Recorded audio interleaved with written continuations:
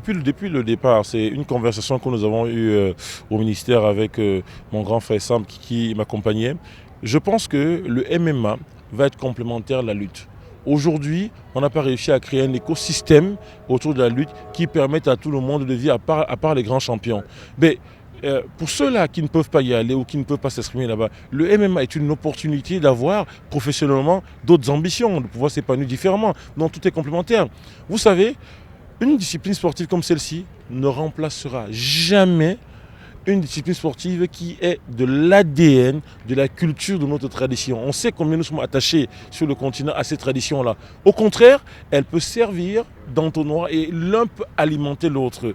Tous ceux qui ne s'en sortent pas sur le plan de la lutte ou qui n'ont pas les qualités ou qui n'y arrivent pas peuvent se reconvertir dans le MMA et tout ce qu'ils auront eu comme héritage, comme skills de la part de la lutte traditionnelle, ils vont l'exprimer. Et d'ailleurs, ça va créer des combattants assez particuliers. Regardez un peu Greg. Il a tout le morphotype d'un lutteur sénégalais. Et demain, ça va être intéressant de voir comment est-ce que quelqu'un qui a pratiqué la lutte avec tout ce qu'il a appris va se confronter avec quelqu'un qui a fait les arts martiaux de l'autre côté. Au contraire, moi je pense, et d'ailleurs moi je profite de l'occasion pour lancer un message ici aux dirigeants de la lutte. Au contraire, il faudrait qu'on se rapproche ensemble pour voir dans quelle mesure nous pouvons travailler intelligemment ensemble, en sachant qu'il y a quelqu'un qui ne sera jamais remplacé, qui est un sport national, une tradition, un héritage, une ADN du continent. Qu'on soit, peu importe où on est en Afrique, tout le monde sait ce que c'est que la lutte sénégalaise. Qu'on le regarde ou pas, s'il le voit quelque part, il va dire « Ah tiens, ça c'est la lutte sénégalaise ». Donc ça, on ne le remplacera jamais, mais on sera complémentaire.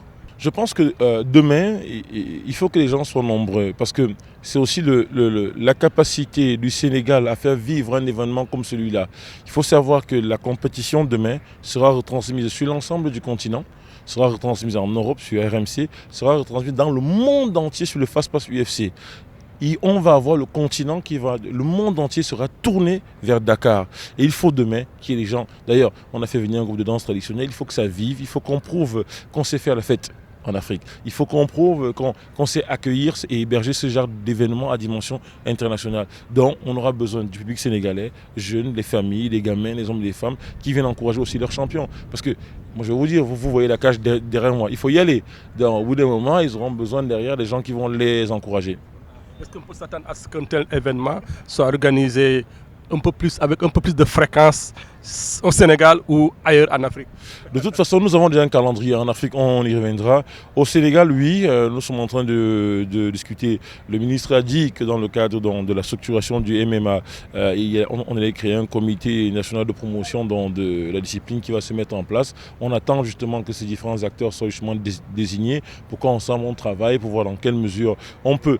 Le souci, ce n'est pas d'organiser que des événements professionnels. Il faut qu'on structure un vivier qui puisse permettre à des gamins. Le sport est un vecteur en termes d'éducation, le sport santé, le sport plaisir. C'est comment est-ce qu'on va créer sur l'ensemble du territoire des ateliers qui vont permettre aux gamins, sans faire de la compétition, mais de s'épanouir et de prendre du plaisir à faire un sport comme s'ils faisaient du vélo, comme s'ils allaient courir. Ça aussi, c'est important. C'est d'ailleurs le rôle du sport pro, c'est de prendre les moyens que nous avons aussi pour alimenter justement ceux qui veulent faire de la pratique sportive par plaisir tout simplement. Donc moi en tant que responsable de l'UNI, je me dis ce sont juste de beaux chantiers qui nous attendent pour l'avenir. Et derrière forcément on va voir comment ça va se passer demain.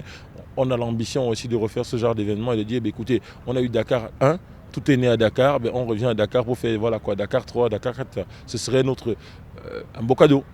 Écoutez, on vous attend nombreux demain, soyez là, la fête sera belle.